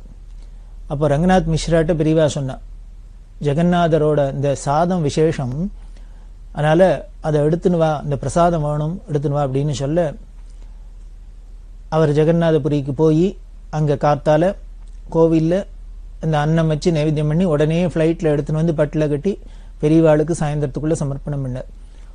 பொதுவாக வெளியில் பக்குவம் பண்ண அன்னங்கள்லாம் பெரியவா எடுத்துக்க மாட்டா. ஆனால் இந்த ஜெகநாத பிரசாதத்தை பெரியவா எடுத்துண்டா. அப்போ சொன்னா, ஜெகநாதர் பிரசாதம் ரொம்ப முக்கியம், விசேஷம். சாஸ்திரம் சொல்லியிருக்கு, ஜெகநாதரோட பிரசாதத்தை நாய் வாயில் பார்த்தா கூட அங்கேருந்து பிடுங்கி சாப்பிடணுமா, அவ்வளோ விசேஷம் அப்படின்னு அதை சொல்லி தான் எடுத்துட்டு, அப்புறம் இங்கே இருக்கிறவா எல்லாருக்கும் இது ரொம்ப அபூர்வமான பிரசாதம், விசேஷ பிரசாதம், எல்லாருக்கும் கொஞ்சம் கொஞ்சம் கொடு அப்படின்லாம் சொன்னார். அதுக்கப்புறம் அவர் எப்போ வந்தாலும் பிரசாதம் எடுத்துன்னு வருவார், இந்த அன்ன பிரசாதம் எடுத்துன்னு வருவார். அப்படிலாம் ஒரு விசேஷம் இந்த ஜெகநாதபுரிக்கு. அங்கே ஆச்சாரியால் சங்கர பகவத்பாதாள் ஸ்தாபிதம் பண்ணின, கிழக்கு திக்கில் ஸ்தாபிதம் பண்ணின விமலா பீடம்ங்கிற பீடம் இருக்கு. அதை கோவர்தன மடம் அப்படிமா விமலா பீடம் அப்படின்னு பேரு. முன்னமே பார்த்தோம், சார்தாம் அப்படின்னு சொல்லக்கூடிய பாரத தேசத்தோட 4 எல்லையிலையும் 4 பீடங்களை ஆச்சாரியால் ஸ்தாபிதம் பண்ணினா, அதில் வடக்க பத்ரியில் ஜோதிர் பீடம், ஜோஷி மட்டம் அப்படின்னு சொல்கிறோம். மேற்க துவாரகையில் காளிகா பீடம்னு ஸ்தாபிதம் பண்ணினா, கிழக்க ஜெகநாதபுரியில் இந்த விமலா பீடம், தெற்க ராமேஸ்வரத்தில் ராம்நாத்தில் சாரதா பீடம் ஸ்தாபிதம் பண்ணினதா. சாரதாம்லேயும் 4 ஆம்நாய பீடங்கள் ஸ்தாபிதம் பண்ணினதா சொல்லப்படுறது. இந்த ஆம்நாயம் அப்படின்னாலே வேதம்னு அர்த்தம் உண்டு, திக்குன்னு மட்டும் அர்த்தம் இல்லை, வேதம்னு அர்த்தம் உண்டு. சதுர்வேதத்துக்காகவும் அதை ரட்சிக்கணும் அப்படிங்கிறதுக்காகவே ஆச்சாரியால் எல்லா திக்கிலையும் இந்த பீடங்கள்லாம் ஸ்தாபிதம் பண்ணி இந்த சனாதன தர்மத்தை இன்னி வரைக்கும் உத்தாரணம் பண்ணி வச்சிருக்கா. அப்படி இருக்கிற இந்த கோவர்தன பீடம் அங்கே ஜெகநாதபுரியில் இருக்கு. பெரியவா யாத்திரை பண்ணுறதே எல்லாருமே சேர்ந்துன்னு இந்த பூரியில் மகாராஜா இருக்கார். இந்த பூரி ராஜா இன்னும் இந்த கோவர்தன பீடத்தை சேர்ந்தவா. அங்கே இன்னொரு முக்தி மண்டப சபா அப்படின்னு ஒன்று இருக்கு. பெரிய பண்டிதர்கள்லாம் நிறைஞ்சது அந்த சபா. அந்த முக்தி மண்டப சபால இருந்த வித்வான்கள் எல்லாருமா சேர்ந்துன்னு பெரியவாளை வரவேற்று சந்தன் தலாப் அப்படின்னு ஒரு குளம், பெரிய குளம், இந்த சந்தன் தலாப்லேருந்து பெரியவாளுக்கு ரொம்ப விமரிசையான ரிசப்ஷன், ஊர்வலம். கிட்டத்தட்ட 25,000 பேர் அன்னைக்கு கூடியிருந்தா அப்படின்னு சொல்லப்படுறது. அப்படி ஒரு பிரம்மாண்டமான வரவேற்பு. அந்த வரவேற்புலாம் ஏற்றுண்டு ஜெகநாதரை தரிசனம் பண்ணிட்டு அதுக்கப்புறம் சமுத்திர ஸ்நானம் பண்ணி அங்கே இன்னும் என்னென்ன விசேஷங்கள்லாம் இருக்கோ எல்லாத்தையும் பெரியவா பார்த்துட்டு எல்லாருக்கும் தரிசனம் கொடுத்து ஆசீர்வாதம் பண்ணி அனுகிரகம் பண்ணியிருந்தா. அப்போ அந்த முக்தி மண்டப சபாவுக்கு வரத்தே, முக்தி மண்டப சபால ஆதிசங்கர பகவத்பாதாள் உட்கார்ந்துன்ற ஒரு பீடம் இருக்கு. பாரம்பரியமாக வச்சுன்னு வர, அவளும் 2500 வருஷமா அதை பாதுகாத்துன்னு வர. அந்த முக்தி மண்டப சபால இருக்கிற அந்த பீடத்தில், சங்கர பீடத்தில் முதல்ல இந்த ஜெகநாதபுரிக்கு ஆச்சாரியால் வரத்தே அதில் உட்கார்ந்துட்டு அனுகிரகம் பண்ணியிருக்கா. அந்த பீடத்தில் ஆச்சாரியாளோட ஸ்வரூபமா யார் இருக்காளோ அவளோட நேர் வாரிசு யாரோ அவ வந்தா உட்காத்தி வச்சு அவளை கௌரவப்படுத்துறது அப்படின்னு அவ ஒரு சம்பிரதாயம் வச்சுருக்கா. அந்த சம்பிரதாயத்தை ஒட்டி அந்த மகாராஜா, இந்த முக்தி மண்டப சபா வித்வான்கள் எல்லாரும் பெரியவாள்கிட்ட பிரார்த்தனை பண்ணி அந்த பீடத்துல உட்கார்ந்துட்டு அனுகிரகம் பண்ணணும், உபன்யாசம் பண்ணணும் அப்படின்னு சொல்ல இந்த பெரியவா அதுல பீடத்துல உட்கார்ந்துட்டு இந்த முக்தி மண்டப சபால எல்லாருக்கும் உபன்யாசம் எல்லாம் பண்ணினா. எல்லாரும் ரொம்ப சந்தோஷப்பட்டா. எப்படி ஆயிரக்கணக்கான வருஷங்களுக்கு முன்னால ஆதிசங்கரர் வந்து எப்படி இருந்திருப்பார், எப்படி இங்க எல்லாம் தர்மத்தை எடுத்து சொல்லியிருப்பார் அப்படிங்கறத இன்னைக்கு நாங்க கண்கூடா பாக்குறோம் அப்படின்னு அவ சந்தோஷப்படுற அளவுக்கு அந்த நிகழ்ச்சி ரொம்ப நிகழ்ச்சியா எல்லாருக்கும் மனசை விட்டு நீங்காத ஒரு சந்தர்ப்பமா அமைஞ்சுது. இப்படி இந்த ஜெகநாதபுரியில பெரியவா எல்லாத்தையும் முடிச்சுண்டு அப்படியே வரத்தே யாத்திரையை தொடர்ந்துட்டு வர. அதுல சில்கா ஏரி அப்படின்னு ஒண்ணு பெரிய ஏரி அது. அந்த சில்கா ஏரி ரொம்ப ஃபேமஸ். அது பார்த்தா 25 கிலோமீட்டர் அகலம், 75 கிலோமீட்டர் நீளம். யோஜனை பண்ணி பாருங்க, கற்பனை பண்ணி பாருங்க. 75 கிலோமீட்டர் நீளம், 25 கிலோமீட்டர் அகலத்துல ஒரு ஏரி அப்படின்னா அநேகமா ஏரியிலே இருக்கிறதுலே பிரம்மாண்டமானது பெருசா தான் இருக்கும். பார்த்தா சமுத்திரம் மாதிரி இருக்கும். அந்த சில்கா ஏரியெல்லாம் பெரியவா பார்த்துட்டு அப்புறம் பல ஊரெல்லாம் யாத்திரை பண்ணிட்டு 1936 வருஷம் சாதுர்மாசியத்துக்காக பெர்ஹாம்பூர்ங்கிற இடத்துக்கு வந்தா. ஒரு சால உள்ள அந்த பெர்ஹாம்பூர்ல சாதுர்மாசியம். அந்த சாதுர்மாசியமும் ரொம்ப விமர்சையா நடந்தது. அதை முடிச்சுட்டு இந்த சாதுர்மாசிய பூர்த்தி ஆனோன்னு ஸ்ரீகூர்மம் அப்படின்னு ஒரு க்ஷேத்திரம், ரொம்ப உயர்ந்த க்ஷேத்திரம். அந்த ஸ்ரீகூர்மத்தை தரிசனம் பண்ணிட்டு பெரியவா விஜயநகரத்துக்கு வந்தா. அந்த வருஷம் நவராத்திரி உற்சவத்தை இந்த விஜயநகரத்துல பெரியவா வெகு விமர்சையா கொண்டாடினா. எல்லாருக்கும் அங்க அந்த பிரதேசங்கள்ல இப்படி ஒரு பரிவாரங்களோட, இப்படி ஒரு பூஜைகளோட, ஆச்சார அனுஷ்டானங்களோட பெரியவா போனது ரொம்ப மனசை விட்டு நீங்காத ஒரு சந்தர்ப்பமா இருந்தது. அவளுக்கு நிகழ்ச்சியா இருந்தது. அந்த விஜயநகரத்துல நவராத்திரி முடிஞ்சோன்னு பெரியவா என்ன பண்ணா, சிம்மாச்சலம் அப்படின்னு க்ஷேத்திரம், இந்த சிம்மாச்சலத்துல வந்து தரிசனம் பண்ணிட்டு விசாகப்பட்டினத்துக்கு வந்தா. வழியில பல ஊர், அந்த ஊரோட பேரெல்லாம் நான் இப்போ சொல்றதுக்கு அவகாசம் இருக்காது. பல ஊரை பார்த்துட்டு பெரியவா விசாகப்பட்டினத்துக்கு வந்தா. அதுக்கப்புறம் அங்கேருந்து காக்கிநாடாங்கிற இடத்துக்கு வந்தா. காக்கிநாடால துல்யான்னு ஒரு நதி, புண்ணிய நதி, அது சங்கமம். அந்த துல்யால சங்கம ஸ்நானம் பண்ணிட்டு அந்த காக்கிநாடா எல்லாம் யாத்திரையை முடிச்சுட்டு பீமாவரம் அதெல்லாம் பார்த்துட்டு கோனசீமா டெல்டா அப்படின்பா அந்த பிரதேசங்களை, அந்த கோனசீமா டெல்டாவெல்லாம் எல்லா ஊருக்கும் பெரியவா யாத்திரை பண்ணிட்டா. பலகோல்ங்கிற இடத்துல 1937 வருஷம் சாதுர்மாசியம் வியாச பூஜை. இந்த பலகோல்ல வியாச பூஜை ரொம்ப விசேஷமா நடந்தது. அதுக்கப்புறம் அந்த சாதுர்மாசியம் முடிஞ்சோன்னா ஹுக்கும்பேட், அங்க போய் நவராத்திரி உற்சவம். இந்த நவராத்திரியை ஹுக்கும்பேட்டையில் முடிச்சுட்டு போலவரம்ங்கிற இடத்துக்கு வந்தா. அந்த போலவரத்துல ரொம்ப வெகு விமரிசையா கொண்டாடப்பட்டது. இந்த போலவரத்துக்கு முன்னால ஹுக்கும்பேட்டில் இருக்கிறதே நவராத்திரி எல்லாம் முடிஞ்சது. எல்லாம் யாத்திரை பெரியவா அடுத்த கேம்புக்கு கிளம்பணும். அப்ப என்னாச்சு, இந்த போலவரத்திலேருந்து இருக்கிற ஜனங்கள்லாம் வந்து பெரியவாளை நாளை கார்த்தால அங்க பூஜைக்கு வந்துடணும் அப்படின்னு அவ சொல்லியிருந்தா. மேனேஜர்கிட்ட சொல்லியிருந்தா, மடத்து மேனேஜர் சொன்னா, ஆஹா கார்த்தால வந்துருவா பூஜைக்கு, எங்க காலங்கார்த்தால விடிகார்த்தால கிளம்பி எங்க பூஜைக்கு வந்துருவா அப்படின்னு அவர் சொல்லி நீங்க ஏற்பாடு பண்ணுங்கன்னு சொல்லிட்டார். ஆனால் இதை பெரியவாள்கிட்ட வந்து சொன்னோன்னு பெரியவா சொன்னா, இன்னைக்கு ஏகாதசி ஆச்சே, நாளைக்கு கார்த்தால எப்படி கிளம்புறது அப்படின்னா. இது மேனேஜருக்கு ஞாபகம் இல்லை. பெரியவா பொதுவா என்ன சம்பிரதாயம் அப்படின்னா, ஒரு இடத்துல ஏகாதசி விரதம் இருந்தா அன்னைக்கு யாத்திரை பண்ணக்கூடாது. அன்னைக்கு அங்கேயே இருந்துட்டு மறுநாளைக்கு துவாதசியில பாரணை பண்ணி ஆகாரம் பண்ணிட்டு இந்த ஏகாதசி விரதத்தை பூர்த்தி பண்ணிட்டு தான் அடுத்த ஊருக்கு போறது அப்படிங்கிற சம்பிரதாயம். நமக்கே எல்லாருக்குமே அப்படிதான். ஏகாதசியில அநேகமா டிராவல் பண்ண மாட்டா, விஷயம் தெரிஞ்சுவா. துவாதசியில பாரணை பண்ணிட்டு தான் போறது அப்படிங்கிற சம்பிரதாயம். பெரியவா அது மேனேஜர்கிட்ட சொன்னா. உடனே உனக்கு ஞாபகம் இல்லையான்னு, எனக்கு ஞாபகம் இல்லை அப்படின்னு. அதுக்கு முன்னால என்ன ஆயிடுத்து, கல்கட்டால பெரியவா இருக்கிறது ஒரு விஷஜரம் வந்துடுத்து. இந்த யாத்திரையில மத்திய பிரதேசத்தை தாண்டினோடனே பல பேருக்கு ஜுரங்கள்லாம் வந்தது, கடுமையான ஜுரங்கள்லாம் வந்தது. அப்படி வந்திருக்கிறதே இந்த மேனேஜருக்கும் இந்த கல்கட்டால போயிருக்கிறதே ரொம்ப உடம்பு முடியாத போய் ஜுரம் வந்துடுத்து. அதனால இந்த காய்ச்சல்னால பெரியவா என்னம்னா அவர் ஊருக்கு அனுப்பிச்சா. இங்க வந்து நம்ம தமிழ்நாட்டில் வந்து அவர் வைத்தியம்லாம் பண்ணிட்டு உடம்பெல்லாம் சொஸ்தமாக்கிண்டு அப்புறம் திருப்பி போய் கேம்பில் இருந்தார். கொஞ்ச நாளைக்கு ரெஸ்ட் எடுத்துட்டு அப்புறம் கேம்புக்கு போனார். அப்படி இருக்கிறதே தான் இங்கே பலகோல் வியாச பூஜையிலையும் அவர் வந்து கலந்துட்டு இருக்கார். உடனே பெரியவா சொல்றா, உனக்கு இந்த கல்கட்டாவில் ஜுரம் வந்ததுக்கு அப்புறம் மறதி அடிக்கடி வந்துடுத்தோ அப்படின்னா. ஏன்னா அவருக்கே தெரியுமே, மேனேஜருக்கே சம்பிரதாயம் தெரியும். பெரியவா ஏகாதசி உபவாசம் இருந்தா மறுநாளைக்கு துவாதசி பாரணை பண்ணாத அந்த ஊரை விட்டு போகமாட்டான்னு தெரியும். ஆனா இவா அந்த போலவரம் ஜனங்களுக்கு தவறுதலா இவர் சொல்லிட்டார், ஆஹா நாளை கார்த்தால அங்க பூஜைக்காங்க அப்படின்னு. உடனே பெரியவா அதை சொன்னா, நான் இன்னைக்கு இங்க பட்னியா இருந்திருக்கேன், நாளைக்கு இந்த பட்னியோடையே இங்க சாப்பிடாத பட்னியோட இந்த ஊரை விட்டு போனா இந்த ஊருக்கு ஒரு துர்பிட்சம் இல்லையோ, அதாவது சன்னியாசிகள் அப்படி இல்லாம் அந்த ஊரோட பட்னியோட அந்த ஒரு ஊரை விட்டு போனாக்க அந்த ஊருக்கு துர்பிக்ஷம் ஆகாது அப்படின்லாம் ஒரு சம்பிரதாயம் சொல்ற வழக்கம்.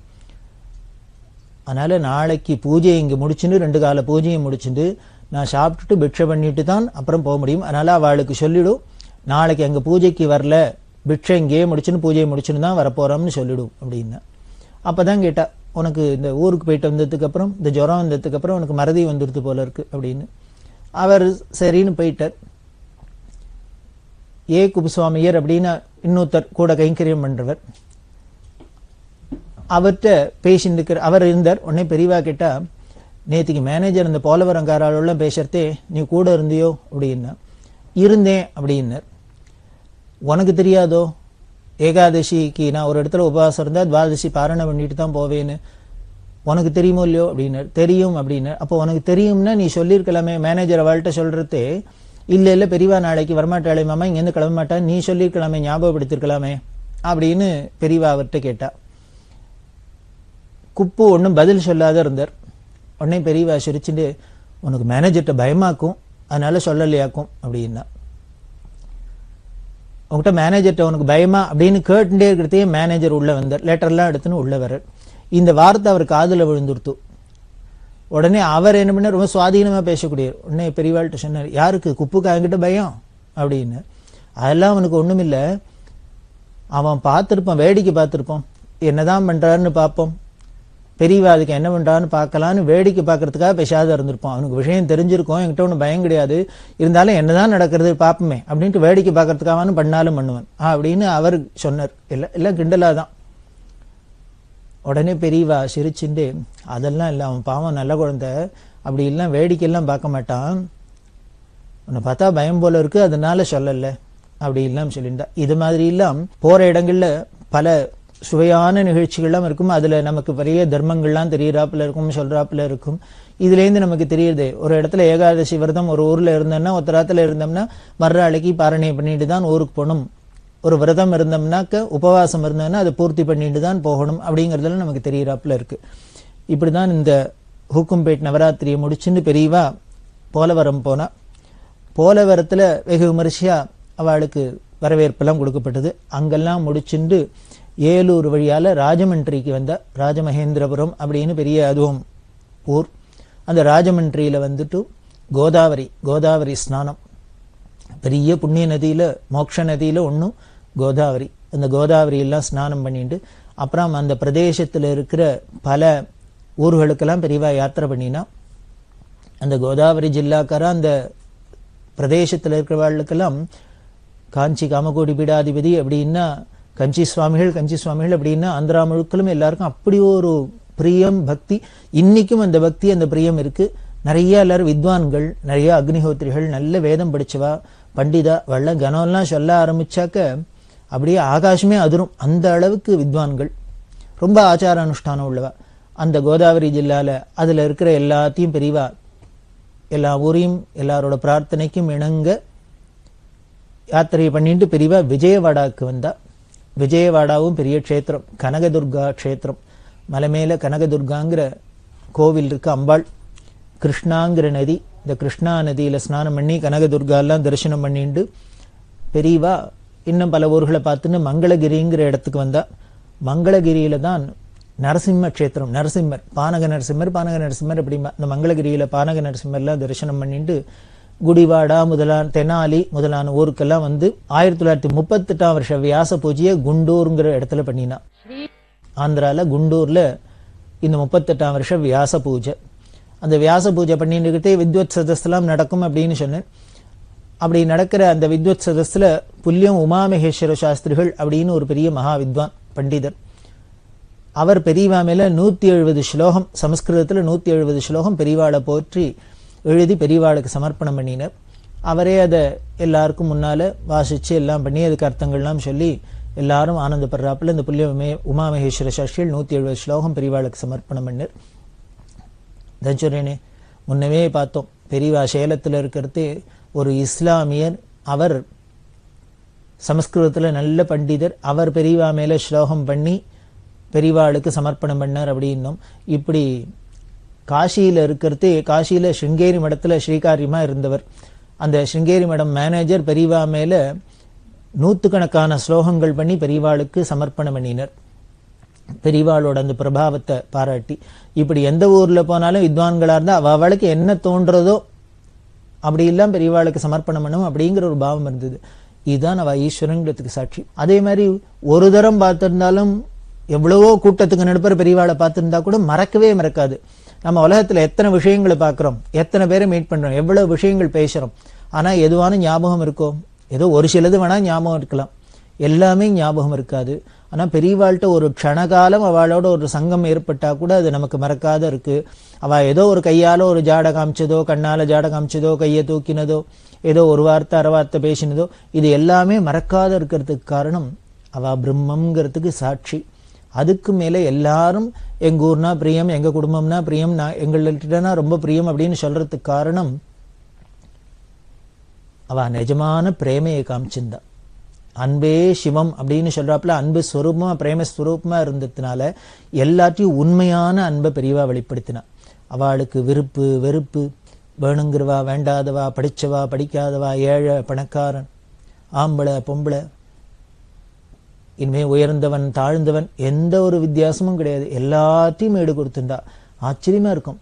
வயசான தொண்டு கிழவர் வந்து அவளுக்கு சரியா ஈடு கொடுப்பா, சின்ன குழந்தை வந்துன்னா அதுக்கு சரியா ஈடு கொடுப்பா, படிச்ச வித்வான்கள் வந்து அவளுக்கு சரியா ஈடு கொடுப்பா, படிக்காத அடிமுட்டாள் வந்தான்னா அவனுக்கு சரியா ஈடு கொடுப்பா, ஆம்பளை வந்தா ஆம்பளைக்கு சரியா ஈடு கொடுப்பா, பெண்கள் வந்தா பெண்களுக்கு சரியா ஈடு கொடுப்பா. இப்படி யார் வந்தாலும் அவளுக்கு சமமா அவளுக்கு அவளாவே ஆயிடுவா. அவளுக்கு எங்கேயோ அந்நியமா எங்கேயோ இருக்கும், யார்ட்டையோ இருக்கும் அப்படின்னு தெரியாத அளவுக்கு ஒரு அன்பை காமிக்கிறதுனால நிஜமான அன்பா இருக்கு. அதுதான் பெரியவாள்கிட்ட பார்க்கலாம். இதெல்லாம் தான் ரசிக்கணும். பெரியவான்னா சும்மா ஏதோ பார்த்து தரிசனம் பண்ணி கன்னத்துல போட்டுன்னு அப்படி எல்லாம் ஒரு சங்கராச்சாரியா ஜெகத்குரு அப்படின்லாம் பார்த்து பிரயோஜனம் இல்லை. இப்படி எல்லாம் ஒவ்வொரு விஷயத்தையும் ஒவ்வொரு மூமெண்ட்டையும் நாம அங்க ரசிக்க ஆரம்பிக்க ஆரம்பிக்க ஆரம்பிக்க நம்மளை அறியாதையே பெரியவா மேல அபரிமிதமான பக்தி வரும். இதை எப்போ அப்ப பார்த்துதான் இல்லை, இப்ப இதெல்லாம் கேட்டப்புறமும் இதெல்லாம் நினைச்சுட்டே இருந்தோம்னாலே அசை போட்டிருந்தாலே நமக்கு இந்த ஒரு அனுபவம் கிடைக்கும். இதுக்கு பேரு தான் ஆனந்தம், இதுக்கு பேரு தான் பிரம்மானுபவம். இதுக்கு என்ன நம்ம காசு பணம் செலவழிக்கிறோமா, இல்ல வெளியில ஏதானும் காரியம் செய்யணுமா? ஒண்ணும் இல்லை. இதை கேட்டதை பார்த்ததை உட்கார்ந்த இடத்துலயே அப்படியே நினைச்சுக்கிறது. இதுக்கு பேர் தான் ஸ்மரணை. ஸ்மரணை நினைப்புன்னு பேரு. இந்த ஸ்மரணை வரத்துக்குத்தான் இத்தனை விஷயங்களும் நடக்கிறது. இந்த பிரபஞ்சத்துல இந்த உலகத்துல ஈஸ்வரன் இப்படி லீலையா இத்தனை வினோதங்களை இவ்வளவு விசித்திரங்களை பண்ணி இத்தனை காரியங்கள்லாம் பண்றதுக்கு காரணம் அந்த பகவத் ஸ்மரணை வரணும், அவனோட நினைப்பு வரணுங்கிறதுக்கு தான். அதுக்காக தான் இங்க பெரியவாளோட இந்த சரித்திரத்தை நாம இப்படி எல்லாம் பார்த்துட்டு வரோம். அப்படி இந்த குண்டூர்ல வியாச பூஜை முடிஞ்சது. அதுக்கப்புறம் அதை முடிச்சுட்டு நெல்லூர், வெங்கடகிரி, காளஹஸ்தி, திருப்பதி முதலான க்ஷேத்திரங்கள்லாம் தரிசனம் பண்ணா. திருத்தணிக்கு வந்தா, அங்க தரிசனம் பண்ணா. திருப்பி காஞ்சிபுரம், விழுப்புரம், சிதம்பரம், திருவாரூர், பட்டுக்கோட்டை, அறந்தாங்கி வழியால ராமேஸ்வரத்துக்கு வந்தா. முன்னமே சொல்லியிருக்கோம், ராமேஸ்வரத்திலேருந்து ஆரம்பிச்சு திருப்பி ராமேஸ்வரத்தில் தான் காசி யாத்திரையை பூர்த்தி பண்ணணும் அப்படின்னு விதி நியதி இருக்கிறதுனால ராமேஸ்வரம் வந்தா. 1939ஆம் வருஷம் ஜூன் மாசம் 10ஆம் தேதி ராமேஸ்வரத்துல ஏகாதச ருத்ரத்தோட கங்காபிஷேகம் பண்ணி, ராமநாத சுவாமிக்கு ஏகாதச ருத்ரம் சொல்லி கங்காபிஷேகம் பண்ணி இந்த காசி யாத்திரைய சமர்ப்பணம் பண்ணினா. ஏன்னா எந்த ராமநாதனோட கிருபையில நாம போறோமோ அதே ராமநாதரோட அந்த சமர்ப்பணத்தோட கங்காபிஷேகத்தோட அதை நாம சமர்ப்பணம் பண்றோம். அப்படி காசி யாத்திரை பூர்த்தி பண்ண ராமநாதபுரம், சிவகங்கை ராஜா எல்லாம் திருப்பி தங்களோட சமஸ்தானத்துக்கு அழிச்சு உபச்சாரம் பண்ண. ஏன்னா ஆரம்பத்திலையும் பெரியவா போறதையே இவ உபச்சாரம் பண்ணினா திருப்பி இவ காசி யாத்திரை பூர்த்தி பண்ணின்னு பூர்த்தி ஆகிறதுனால திருப்பி உபச்சாரம் பண்ண. அதெல்லாம் முடிச்சுன்னு திருப்பத்தூர், புதுக்கோட்டை, திருச்சி, தஞ்சாவூர், ஈச்சங்குடி, சுவாமிமலை வழியால கும்பகோணத்துக்கு வந்தா. 1939 வருஷம் ஜூன் மாசம் 29ஆம் தேதி கும்பகோணத்துல மடத்துல போய் இந்த காசி யாத்திரையை பூர்த்தி பண்ணினா.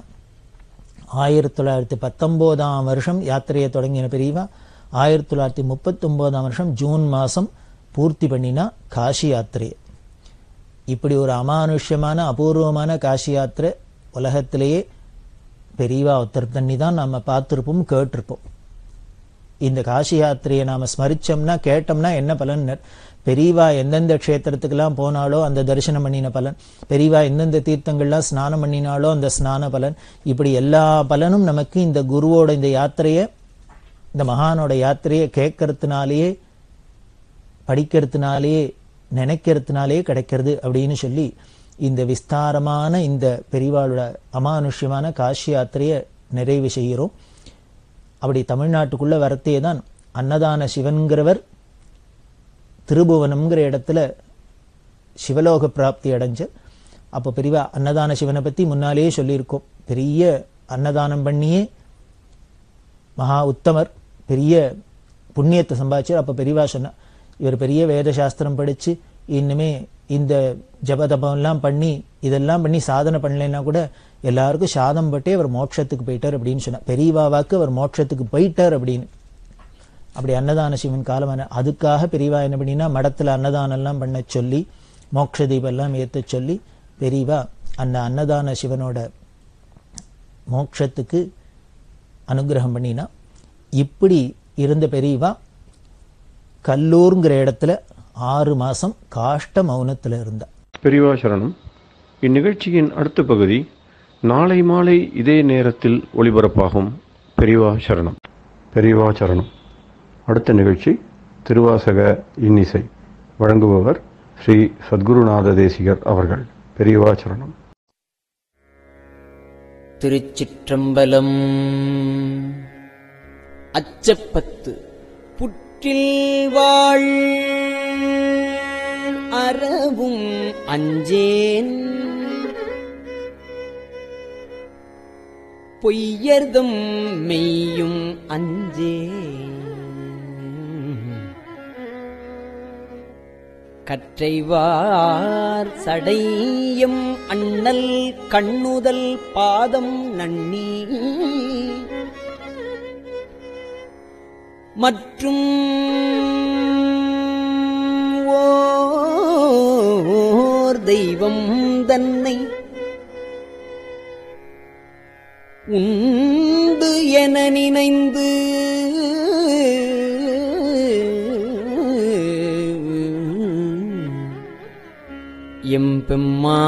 எம்பெம்மார்க்கு அற்றில்லாதவரைக் கண்டால் அம்ம நாம் அஞ்சுமாறே.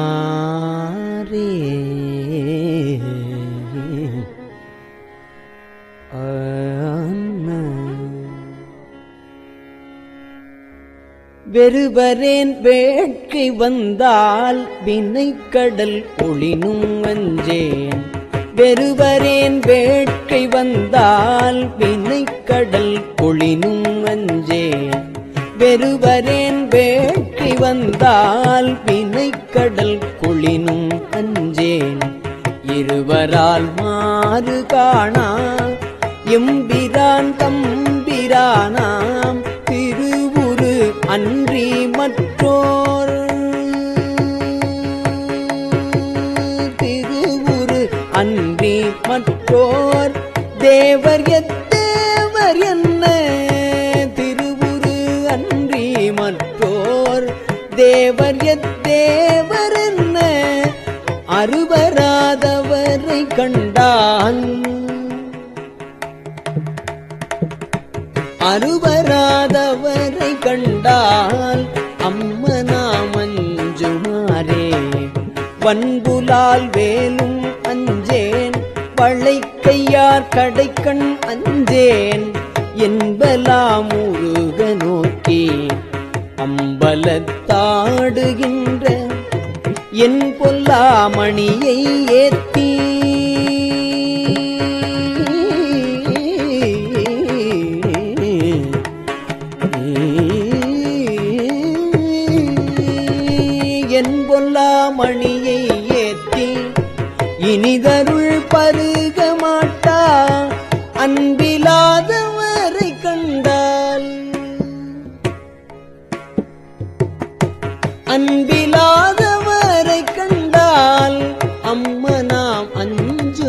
அஞ்சுமாறே.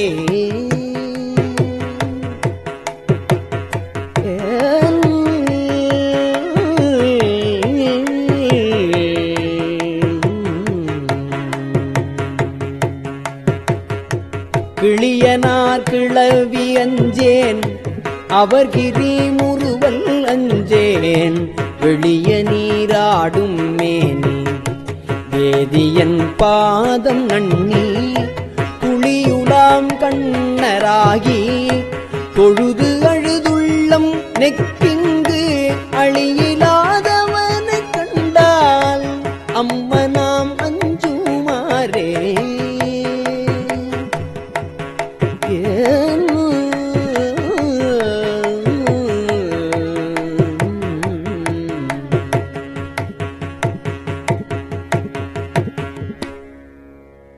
பிணியலாம் வரினும் அஞ்சேன், பிறப்பினோடு இறப்பும் அஞ்சேன்.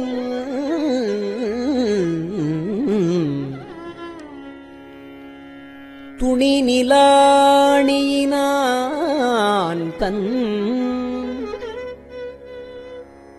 தொழும்பரோடு அழுந்தி அம்மாள்.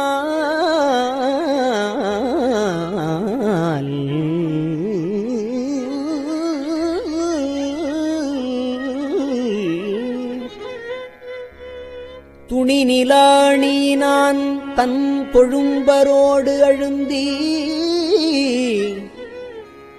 அம்மாள். திணி நிலம் பிளந்தும் காணா சேவடி,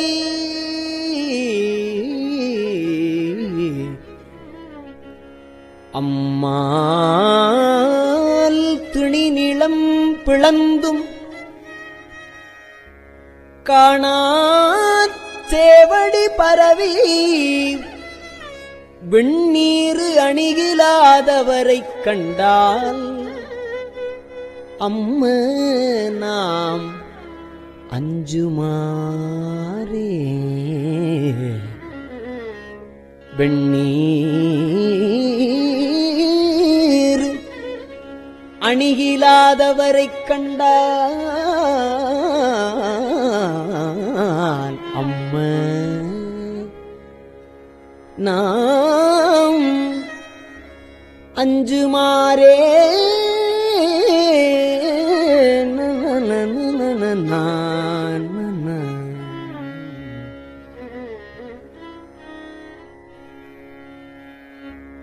வாழுலாம் எரியும் அஞ்சேன், வரை புரண்டிடினும் அஞ்சேன்.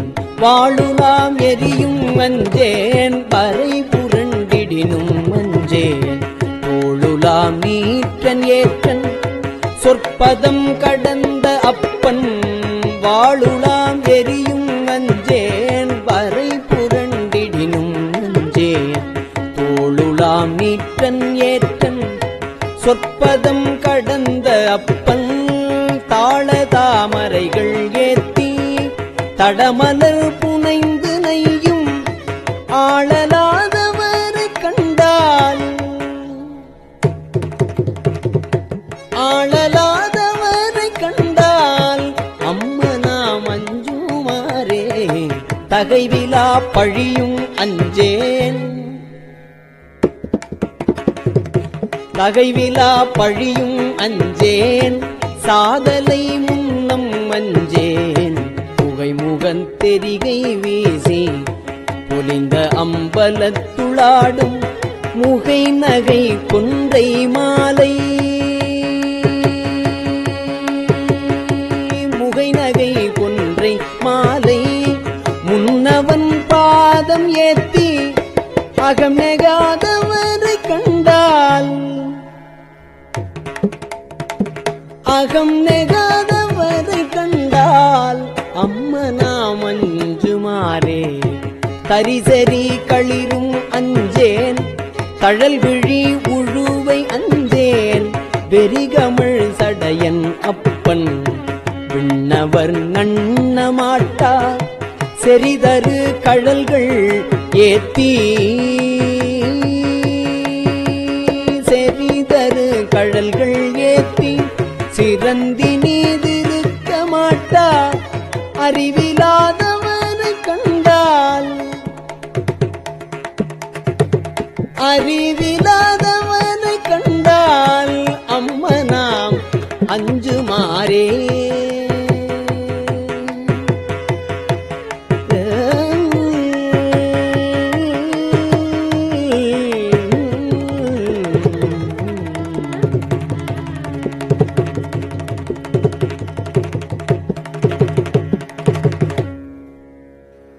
மஞ்சுளாம் உருமும் அஞ்சேன் மன்னரோடு உறவும் அஞ்சேன் நஞ்சமே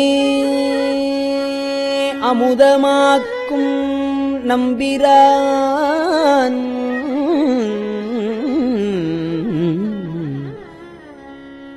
நஞ்சமே அமுதமாக்கும் நம்பிரான் எம்பிரானாய் செஞ்சவே ஆண்டு கொண்டான் திருமுண்டம் தீட்டமாட்டாது அஞ்சுவார் அவரைக் கண்டால் அம்ம நாம் அஞ்சுமாறே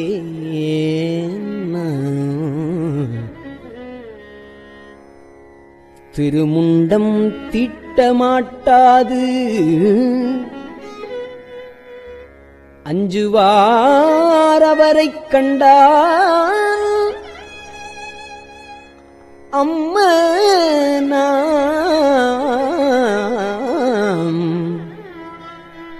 அஞ்சுமாறே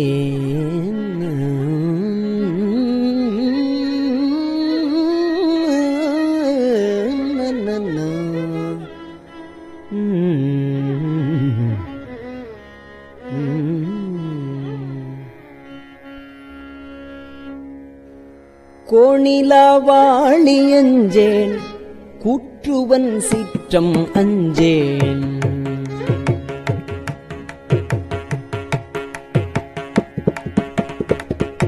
கோணிலாவாளி அஞ்சேன் கூற்றுவன் சீற்றம் அஞ்சேன் நீனிலா அணியினானை நினைந்து நைந்துருகினக்கு நீனிலா அணியினானை நினைந்து நைந்துருகினக்கு வானிலாங்கண்கள் சோர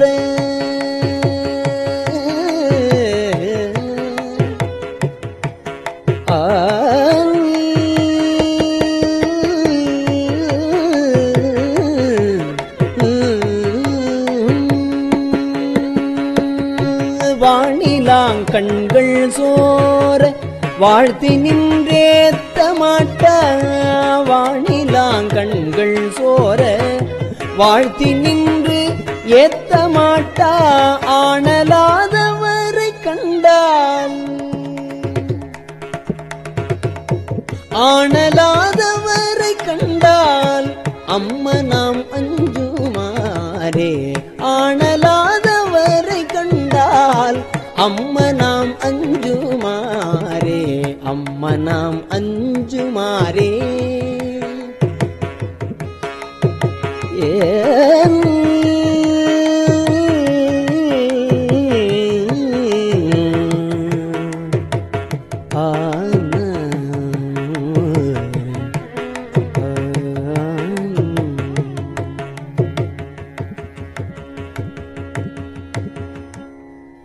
திருச்சிற்றம்பலம்.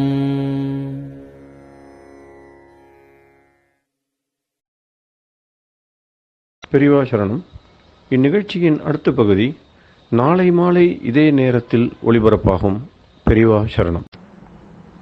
பெரியவா சரணம். பெரியவா வானொலியின் இன்றைய நிகழ்ச்சிகளின் நிறைவாக திருப்பொன்னூசல் வழங்குபவர் சத்குருநாத தேசிகர் அவர்கள். பெரியவா சரணம். திருச்சிற்றம்பலம். திரு பொன்னூசல். மூன்றங்கிலங்கு நயனத்தன் மூவாத பாந்தங்கு தேவர்களும் காணாமலர் அடிகள் தேன் தங்கு தித்தித்து அமுதூரி தான் தெளிந்தங்கு ஊந்தங்கு நின்றூருக்கும் உத்தர கோசமங்கை போந்தங்கு இடை மருது பாடி குலைமஞ்சை போன்றங்கு அனநடையீர் பொன்னூசலாடாமோ போன்றங்கு அனநடையீர் பொன்னூசலாடாமோ.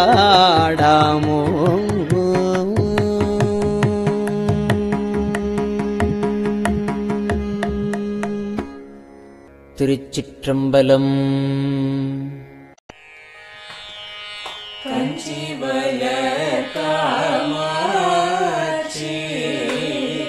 தன் குழந்தாய் சங்கரரே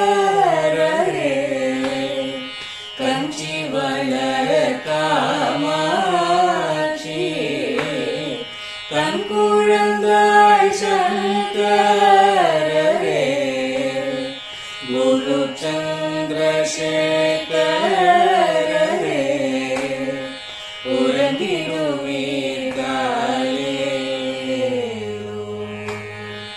உறங்கிடுவீர்களே.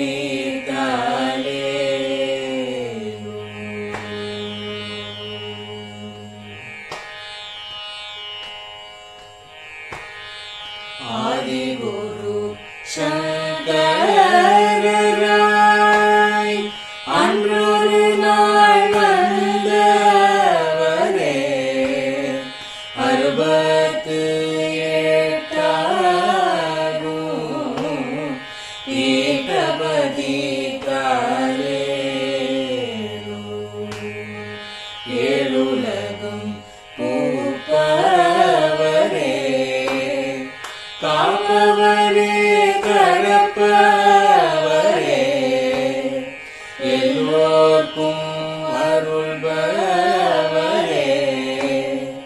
உறங்கிடுவீர்களே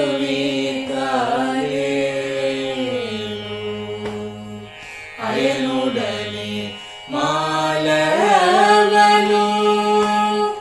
தேடிய பொற்பதத்தவரே அருமறைகள் சாற்றும் முயல் மலர்பதமே காலே முக்தி நிலை எய்திடவே சக்தி தரும் சத்குருவே முக்தி நிலை எய்திடவே சக்தி தரும் சத்குருவே நித்தமெங்கள் நாவீசையில் நித்திரை கொள்தாயே நித்தமெங்கள் நாவீசையில் நித்திரை கொள்தாயே நித்தமெங்கள் நாவீசையில் நித்திரை கொள்தாயே.